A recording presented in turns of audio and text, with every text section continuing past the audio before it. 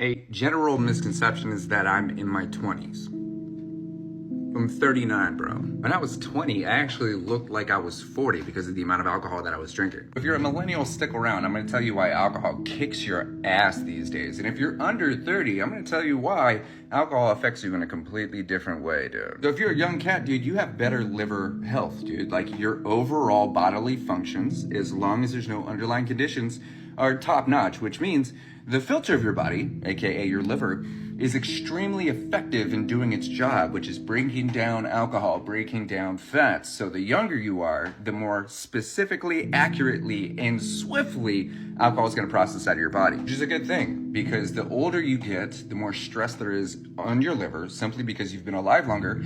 Plus, if you've been drinking alcohol, you've already done previous damage, so you've got to deal with all that too. Unfortunately, for us millennials and older, we just have a higher body fat percentage and a lower muscle mass compared to younger individuals. Something you probably didn't know is that alcohol is water soluble and not necessarily fat soluble, which means alcohol stays in your body longer, which means you feel the effects longer as you get older. This is why the mornings after drinking are like being hit by a bus. As we get older, the enzymes that break down alcohol decrease, which means it's harder for alcohol to be processed out of the body as we age. That means alcohol is staying in our system longer, doing more damage with no buzz. Whether you're male or female, your body's hormonal balance and changes directly affects your alcohol tolerance. Your hormones are directly responsible for the metabolizing and the absorption of alcohol. You young cats don't take as many medications as us millennials and above do. There are underlying conditions just because of our age that need like real medical assistance.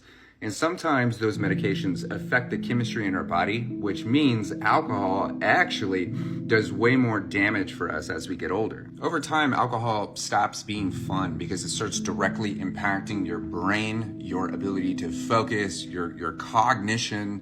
All of the things that you use to get through your day-to-day become impaired, and it starts to feel like really impossible to do the basic things in life. When we were young, we could drink a whole bottle and wake up the next day, but now just a single glass of wine can literally impair us for up to 4 or 5 days. When you're young, it actually takes less water for you to stay hydrated, but as we get older, we dehydrate more quickly.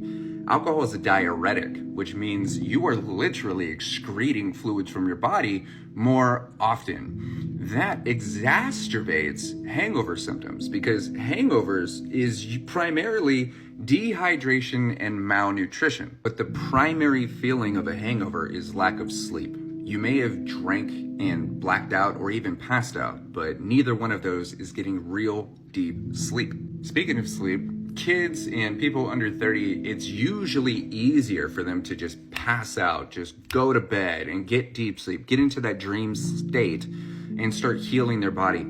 As you get older, that becomes a little bit more difficult, sometimes a lot more difficult. And if we continue drinking alcohol, alcohol actually causes insomnia. And because it doesn't allow us to get deep sleep, we almost constantly feel hungover, whether or not we've been drinking alcohol or not. And to conclude the contrast between drinking while you were young and drinking while you're getting older, we want to talk about how tolerance changes over time. I was mentioning that when you're younger, alcohol doesn't stay in your body as long. That's because you've got a high metabolism, the liver is functioning properly, and it gets rid of the toxins a little bit quicker.